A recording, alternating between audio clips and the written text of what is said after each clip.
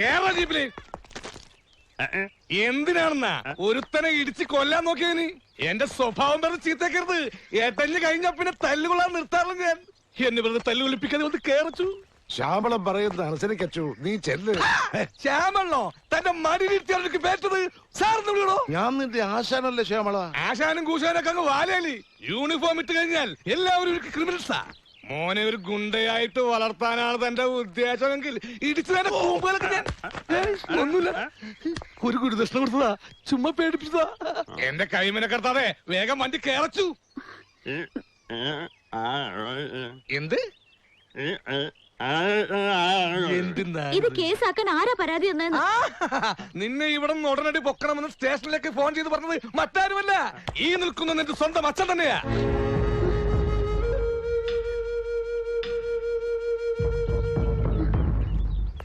ശരിയാടാ, ഞാൻ തന്നെയാ വിളിച്ചു പറഞ്ഞത്. മറ്റൊന്നും കൊണ്ടല്ല. ഇതറിഞ്ഞ് അപ്പോ എങ്ങാനും വന്നാൽ അത് കണ്ടു നിൽക്കാനുള്ള കരുത്ത് എനിക്കില്ല. ഈ കേസിൽപ്പെട്ട് നീ സ്റ്റേഷനിലാണെന്ന് അറിഞ്ഞാൽ അവനങ്ങ് തണുത്തോളും. നിനക്കിപ്പോ ഏറ്റവും സുരക്ഷിതമായിട്ടുള്ള സ്ഥലം ശ്യാമളന്റെ സ്റ്റേഷൻ തന്നെയാ. ഒരു അഡ്ജസ്റ്റ്മെന്റ് അച്ഛൻ ഒന്ന് സഹകരിക്കണം. കൈക്കൂലി വാങ്ങിച്ചിട്ട് പറയല്ല. അടുത്ത ഭാര്യയിൽ ശ്രീകൃഷ്ണനാക്കാമെന്ന് ആശാന്റെ ഓഫർ ഉള്ളതുകൊണ്ട് പറയാ. ചെല്ലു ചെന്ന് നമ്മുടെ ചൈതന്യ രഥത്തിൽ കയറൂ. കാരാഗൃഹത്തിന്റെ വാതിൽ നിനക്കായി നാം തുറന്നു തരാം. വരൂ, വലതുകാൽ വെച്ച് വരൂ. ആ, ഇത്രയും നാളിതൊരു ഭാർഗവി നിലയമായിരുന്നു. ഇപ്പോഴാ ഒരു ആളും അനക്കൊക്കെ ആയത്. അച്ചു, ഞാൻ ആഗ്രഹം പറഞ്ഞ് സാധിച്ചു തരുമോ? ഞാനൊരു ത്രാണിയില്ലാത്ത വെറും ഒരു പുളുന്താൻ എസ് ഐ ആണെന്ന് ഇവിടുത്തെ പോലീസുകാർക്ക് മൊത്തത്തിലൊരു അഭിപ്രായമുണ്ട്. കാര്യം അത് സത്യമാണെങ്കിലും എനിക്ക് അംഗീകരിച്ചു കൊടുക്കാൻ പറ്റുമോ? നിന്നെ പതുക്കെ 2-3 ഇടിയിടിച്ച് എനിക്ക് അവന്മാരുടെ മുമ്പിൽ ഒന്ന് ഷൈൻ ചെയ്യണം. പതുക്കെ ഊറും പഠിക്കണ പോലെ. നിനക്ക് കൊടുക്കത്ത ആരോഗ്യല്ലേ? നീ ഒന്ന് എയർ പിടിച്ച് അഡ്ജസ്റ്റ് ചെയ്താൽ മതി പ്ലീസ്. വിരിഞ്ഞല്ല, ഒരു ബോഡി ഒത്തു കിട്ടി.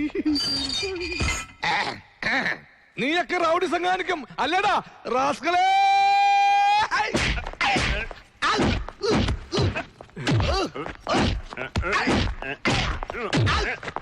അതോട്ട് സംസാരിക്കൂടാ. എന്റെ കൈന്റെ ചൂടറിയടാ. സുധാകര, ശ്യാമളൻ സാറിന് നല്ല ഉഷാറിലാണല്ലോ.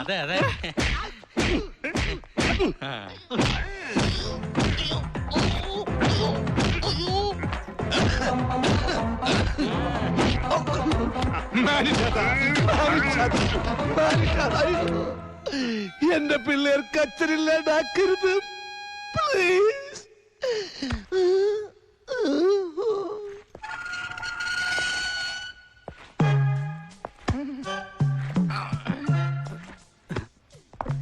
എന്തു പറ്റി സാർ? അവന്റെ കരച്ചിൽ എനിക്ക് സഹിക്കാൻ പറ്റുന്നില്ലടോ. അത്രയും തല്ലുണ്ടായിരുന്നു. അവസാനം കാല് പിടിച്ചപ്പോ നിർത്തി. നാഭിക്ക് മുട്ടുകാല് കൊണ്ട് ഇടിച്ചിട്ടുണ്ടല്ല. ഇന്ത്യയുടെ താഴെ കിടക്കുന്ന ശ്രീലങ്ക വരെ തകർന്നു പോയടോ. ഈശ്വര, അടുത്തത്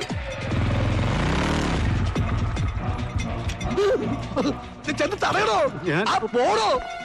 അപ്പു സാറേ, അപ്പൊ നിക്കേ നിക്കപ്പോ. സാറേ, എന്തോ പൊട്ടം കഴിവരെ ഇങ്ങോട്ട് ഇറക്കി വിടും. ഇല്ലെങ്കിൽ സ്റ്റേഷനകത്ത് കയറി ഞാൻ പെരുമാറുവേ. അപ്പൊ വെറുതെ ക്രമസമാധാനം കയ്യിലെടുത്ത് എന്റെ കൈ ചീത്തേക്കരുത്. ഇപ്പൊ ഒരുവനത് കയ്യിലെടുത്തിട്ട് ശരിക്ക് കിട്ടിയതേ ഉള്ളൂ. ഇനി നീയും കൂടി ആയാൽ എനിക്ക് താങ്ങാനാവില്ല. വീട്ടിൽ പോ. എന്റെ കുടുംബത്തേക്ക് ഞാൻ പറഞ്ഞയച്ച എന്റെ കൂട്ടുകാരനെ അവൻ തല്ലിച്ചതച്ചത്. അവനെ ഞാൻ വെറുതെ വിടില്ല. അവന്റെ നൊട്ടല് ഞാൻ തല്ലി ഓടിക്കും. അവനെ ഇങ്ങോട്ട് ഇറക്കി വിട് സാറേ.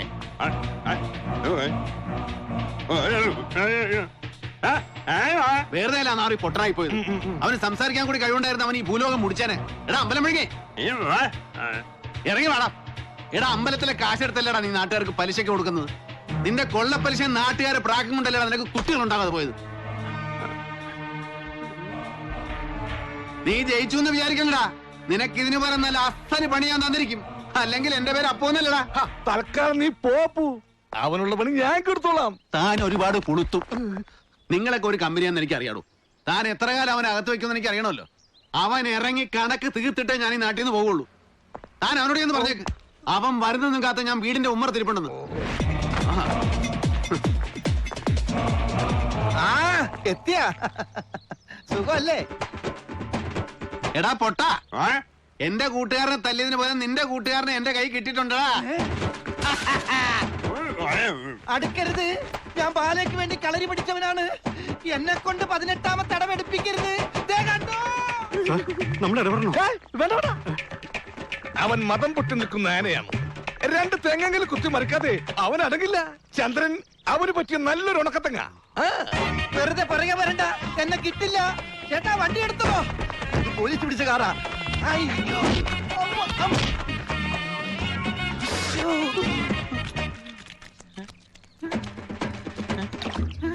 ഒളിഞ്ഞു നോക്കുന്നു. അമ്മേ, വയറ്. അയ്യോ, കാല്. അയ്യോ, രാമോ. പതുക്കെ. Hello, hello. എന്താ ഇത്ര വൈകിയത്? ഇടി നിർത്തിയാലല്ലേ വരാൻ പറ്റുള്ളൂ. നിനക്കെങ്ങനെയുണ്ട്? കുറവുണ്ട്. നിനക്കാ? വന്നതല്ലേ ഉള്ളു, കുറഞ്ഞോളൂ. ഈ പൊട്ടന്റെ ഇടിക്ക് ശക്തി കൂടൂന്ന് പറയണത് ശരിയാണ് കേട്ടോ ചന്ദ്ര. പിന്നെ ഇരട്ടകളും കൂടി ആകുമ്പോ പിന്നെ അത് ഡബിൾ ആകും. എനിക്കതല്ല പേടി. നിന്നെ തല്ലിയതിന്റെ പകരം വീട്ടാൻ അച്ചു വീണ്ടും വന്ന് എന്നെ തല്ലുവോ? അവന്മാരുടെ കാര്യമൊന്നും പറയാൻ പറ്റൂല. രണ്ടും ഭ്രാന്തന്മാരാ. അവരുടെ വഴക്ക് മാറിയില്ലെങ്കിൽ ഇടക്കിടക്ക് തല്ലുകൊള്ളുന്ന നമ്മളായിരിക്കും. നിന്റെ അപ്പു എന്ന് തിരിച്ചു പോകുന്ന അറിയാമോ? ഒരാഴ്ചയും കൂടി ഇവിടെ കാണുമെന്നാണ് പറഞ്ഞത്. ഈശ്വര, അപ്പൊ ഇനി രണ്ടും തമ്മിൽ യുദ്ധമായിരിക്കും. പീതാംബര, ഞാൻ വടക്കം ഭാഗത്ത് പിരിവെടുത്തതിന്റെ കണക്കെന്നെ ഏൽപ്പിച്ചിട്ടില്ലട്ടാ. എന്തൊരു ചൂട്, വല്ലാത്ത ദാഹം. അതെ അതെ ശരിയാ. പെങ്ങളെ കുടിക്കാൻ ഇത്തിരി സംഭാരം എടുത്തോളൂ. എന്നാ ഇന്ന് സംഭാവനയായി കിട്ടിയ 8000 ചൂടോടെ ഏൽപ്പിച്ചില്ലെങ്കിൽ എന്റെ കയ്യിൽ നിന്ന് ചെലവായി പോകും. ഈ ഗജാഞ്ചി ആയി കഴിഞ്ഞാ വലിയ ടെൻഷനാ. ആ ടെൻഷൻ അടുത്ത കൊല്ലം മുതൽ എനിക്ക് തന്നോളൂ. എന്റെ വീട് പണിയൊന്ന് തീരും. ഓടെ അവിടുന്ന്. അപ്പൊ ഇന്നലെ വരെ ഏൽപ്പിച്ച 2,42,000 കൂടെ ഇതുകൂടി ആകുമ്പോ 2,50,000. കറക്റ്റ് അല്ലേ? കറക്റ്റ് അല്ലേന്ന്? കറക്റ്റ് അല്ലേ? ആ, കറക്റ്റാടാ പന്നിന്ന്. ഇന്നെങ്ങനെ ഉണ്ടായിരുന്നു പിരിവ്? പിന്നെ ഉഷാറല്ലേ? ആ. ദാ. ആ. ഓ, ഇനിയിപ്പോ നേരെ ഷാപ്പിലേക്കായിരിക്കും. ഒരു കുപ്പിയോ? ആ, ഒരു ഗ്ലാസ് ഒക്കെ ആണെങ്കി ഓക്കെ. ഒരു ഗ്ലാസാ? ആ.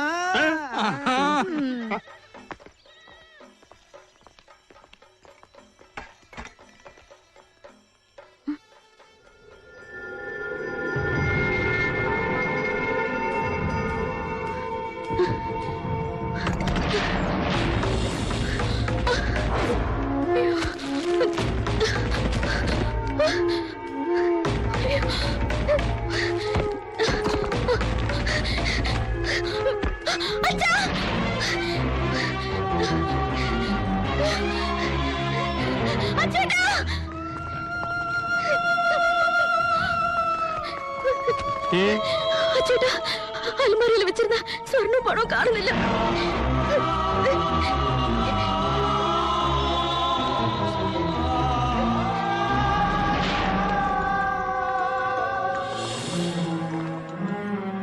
എല്ലാം പോയടാ.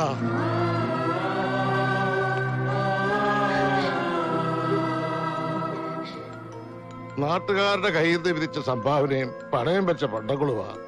ഇത് ആരോടൊക്കെ സമാധാനം പറയണം. ഈശ്വര, ഇതാരാ ഈ ചതി ചെയ്തത്?